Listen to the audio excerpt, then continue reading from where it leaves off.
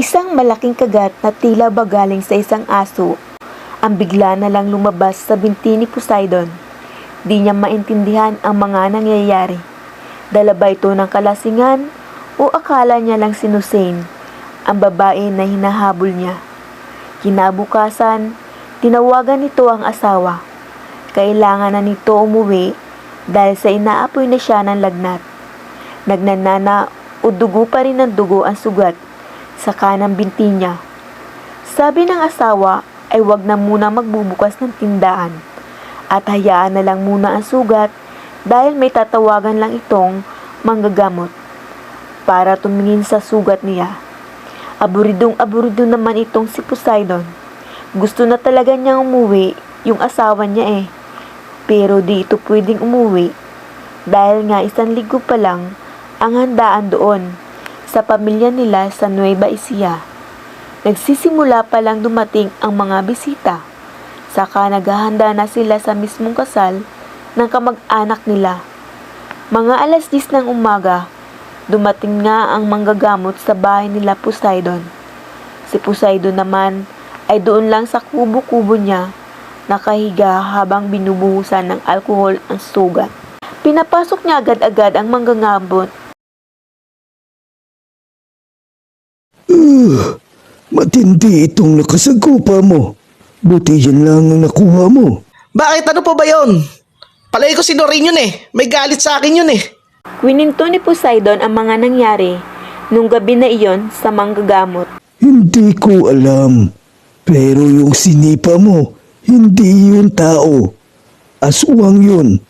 Isang babaeng aswang ayon sa hugis ng kagat na ito. Matawa-tawa ito sa kinahihigan niya.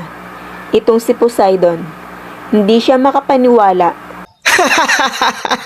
Linti ka naman, tatang Dito na nga ako nagkabulpol Aswang? Walang aswang. Itong lugar natin, daanan talaga to ng mga hayop. Magsasalita pa sana ang manggagamot pero pinigilan na agad-agad ito ni Poseidon. Umiling-iling na lang ito at nagsabi, Katarantaduan. Mga mangungutang sa akin yun Natunugan sigurong wala akong kasama rito. Kaya nga dapat lalo kang mag-ingat. Kasi wala kang kasama dito. Itong bayabas ay dapat mong ilagay at ipanghugas mo dyan sa sugat mo. Gagaling ka agad-agad kung gagawin mo itong mga sinasabi ko. Sinunod naman ni Poseidon ang mga sinabi ng matanda. Alam niya kasing herbal na gamot talaga ang mga ito. Pero ang di niya lang sinunod ay yung mga sumunod nitong hiling. Pinagtawanan niya ang matanda at nung matapos nito linisin ang sugat niya, ay pinaalis niya agad-agad ito. Ni hindi niya nga ito pinagmerienda man lang Pailing-iling na lang ang matanda, saka nag-text sa asawa ni Poseidon. Ginagawa ko na lahat, pero di ko na talaga kaya ang kagaspangan ng ugali ng asawa mo. Kundi dahil sa iyo, madam, baka di ko na rin ito pinuntahan. Puro paghingi na lang ng pasyensya ang binitawan ng asawa ni Poseidon. Wala talagang pagbabago sa asawa niya, kaya sabi niya, gagawan niya ng paraan na makauwi agad at makatakas doon sa pagtitipon para maalalayan ng asawa niya at baka mapano pa iyon. Tinawagan ng misis ang asawa niya na gawin ang sinasabi ng matanda. Pero dahil natural na pilosopo, hindi ito ginawa ni Poseidon. Sabi pa nito, Palagi ko talaga si Noreen lang yun Kinagat niya lang ako. Pokpok yun at maduming babae. Kaya eto, nagkasakit ako. Pwede ba tumigil ka na sa kabibintang? Walang gagawin sa'yong masama yun si Noreen. Isa pa kung may utang siya sa'yo, singilin mo. Hindi yung sisiraan mo pa siya. Kalalaki mong tao. Aba, kumakampi ka pa doon Magsama kayo ng bruha na yon. Buisit. Huwag ka nang babalik dito. mga salitang binitawan niya sa kanyang asawa. Sabay baba ni Poseidon sa tawag ng asawa. Wala talagang tatalo sa tigas ng ulo nitong si Poseidon. Kinagabihan, doon natulog sa rooftop. Natulog si Poseidon. Wika nito, presko doon sa taas ng rooftop nila. Doon naman daw siya magiinom. Isa sa mga bagay na sinabi ng manggagamot na wag niyang gagawin. Isa dito ay yung mga magpagabi ito sa labas ng bahay niya.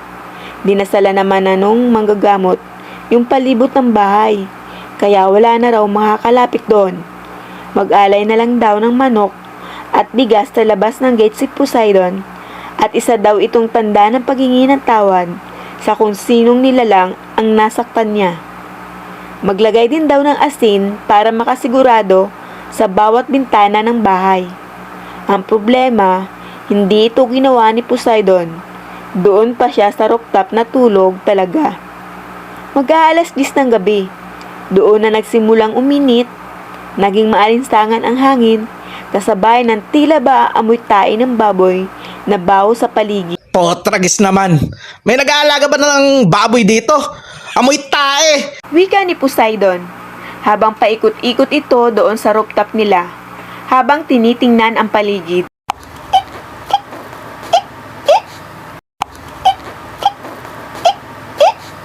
Ano yon? Isang napakahinang tunog ang naririnig ni Poseidon sa itaas niya, pero wala siyang makita. Maya-maya pa, tila ba may pumapagas pa sa itaas. Ramdam ni Poseidon ang kilabot sa katawan niya, pero di niya ito pinapansin. Patingin-tingin lang siya sa itaas niya habang pinapakiramdaman ang napakalakas na pagaspas na gumagawa ng malakas na hangin tumatama na sa mukha niya. Tila ba napakalapit lang nito. Kinasanan ni Poseidon ang baril niya. Nakiramdam ito hanggang sa isang napakalaking ibon ang dumakma sa mga balikat nito mula sa likuran. Pinagbabaril ito ni Poseidon. Lintik! Ano yon? Ano yon? Tulong! Tulong! Pinagbabaril ni Poseidon ang napakalaking ibon na dumakma sa kanya. Binitawan siya nito dahilan para bumagsak siya sa rooftop.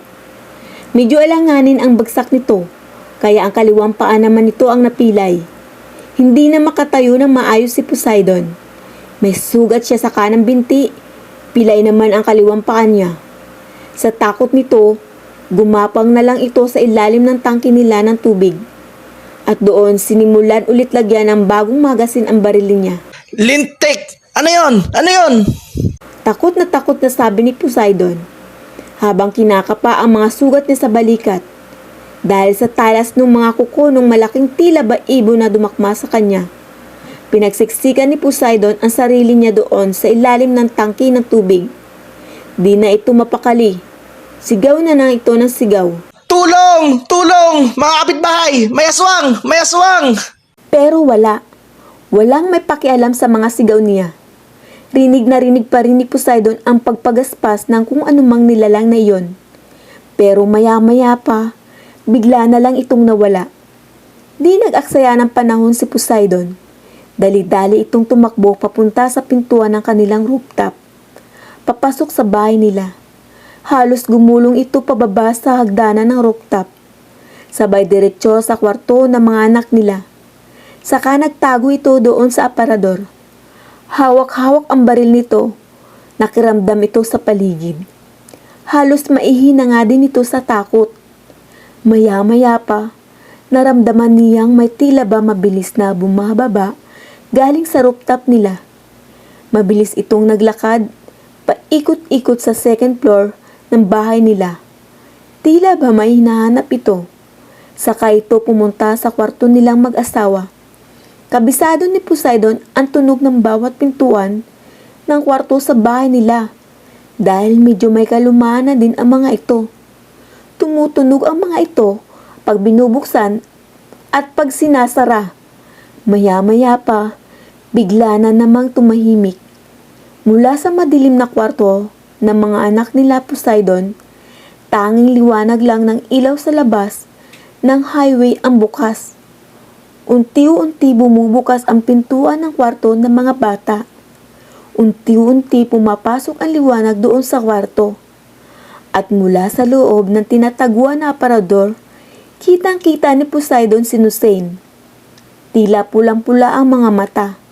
Napakalalim na mga aybag nito. Manipis na manipis ang pisngi. Tila ba ilang araw nang di ko nakakakain. Biglang nag-init ang ulo ni Poseidon. Sabi na nga ba? At ang pumipisti sa kanya ay si Nusain. Kahit nagtataka kung bakit ito nakapasok sa bahay niya, dali-dali itong lumabas at pinagbabaril ito. Halos tumalsik ang payat na katawan ni Hussein. Palabas ng pintuan ng kwarto. Walang humpay itong pinagbabaril ni Poseidon. Hanggang sa bumagsak na ito, tuluyan sa sahig. Namatay itong dilat ang mata. Nakahawak sa krus nito sa kanang kamay. At nakatapon naman sa sahig ang isang garapon ng asin. Sising-sisi si Poseidon sa nagawa. Kung natuto lamang siyang nakinig, sana hindi siya nakakulong ngayon sa kulungan. Hindi si Hussein ang pumipisti sa kanya noong gabi na iyon. Isa iyong dayo na aswang na sinipa niya. Ginawa na lahat ng manggagamot ang magagawa niya. Pero dahil di nakinig si Poseidon sa opinyon ng ibang tao, napahamak siya. Si Hussein naman ay pinakiusapan ng asawa ni Poseidon na mag-ikot-ikot sa bahay nila habang wala siya doon.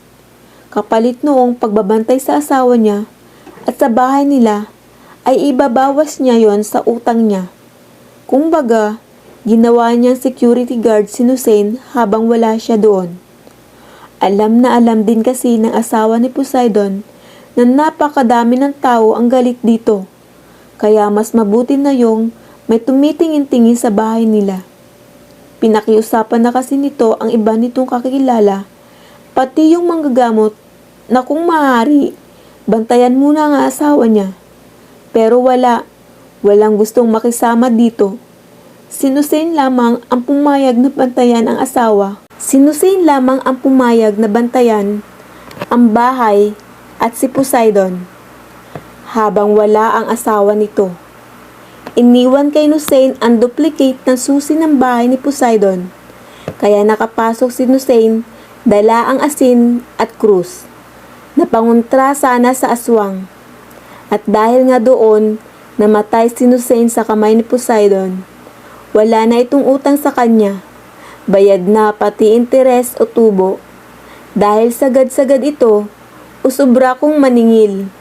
Sa buhay, magkakaroon ng problema o gulo, gusot o atraso sa atin ng isang tao. Minsan, upang di na lumalala pa ang problema. Minsan, kahit tayo na yung nagawa ng mali, minsan siguro dapat tayo rin ang umintindi o mag-adjust.